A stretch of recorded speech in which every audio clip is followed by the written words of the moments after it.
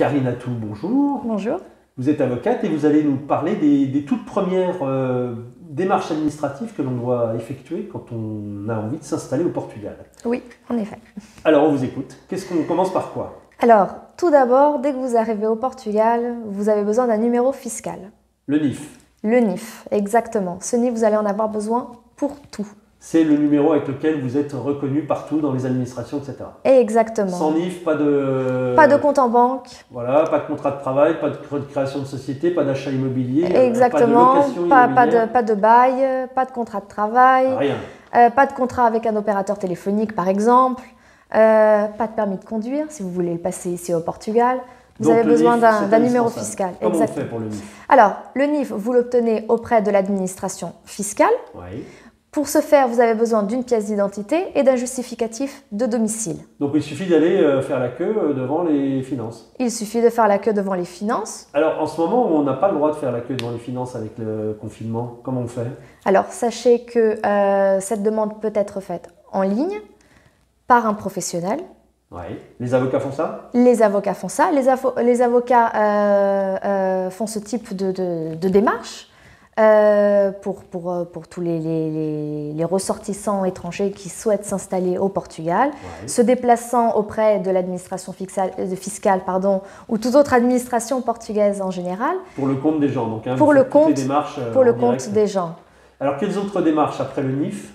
Donc, une fois votre NIF en poche, alors, d'abord, juste pour conclure, le NIF, pardon, j'avais oublié de vous dire une chose. Le NIF, on va vous donner dans une feuille A4. Ouais. Cette feuille est à garder, bien entendu, à ne pas perdre. À chaque changement d'adresse, vous devez le communiquer à l'administration fiscale. Et une fois que vous avez le NIF, vous devez aller sur le site internet de l'administration fiscale qui s'appelle Portal das Finanças et faire une demande de code d'accès. Pour pouvoir ensuite communiquer avec l'administration fiscale. En fait, vous créez votre profil fiscal auprès de l'administration. Exactement, c'est un compte client, par exemple. Oui, très bien. Alors, une fois qu'on a le NIF, qu'on a fait l'inscription au Portal das Finanças, quelles sont les autres démarches? Vous avez besoin d'un certificat de résidence. D'accord. Alors, les ressortissants à la mairie de votre ville. Les ressortissants de pays de l'Union pays membres de l'Union européenne, peuvent se déplacer librement dans l'espace Schengen et séjourner jusqu'à 90 jours dans n'importe quel pays, notamment le Portugal. Au-delà de ces 90 jours, vous devez vous enregistrer comme résident au Portugal. Vous avez un délai de 30 jours. Vous allez à la mairie où vous mandatez un avocat ou un professionnel pour le faire à votre place et vous faites cette demande. D'accord. C'est payant ces démarches? Cette démarche a un coût de 15 €.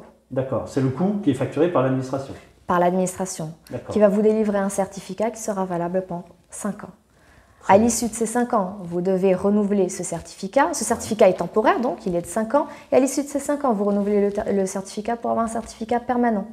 Et toujours pareil, on doit le mettre à jour chaque fois qu'on change d'adresse. Exactement.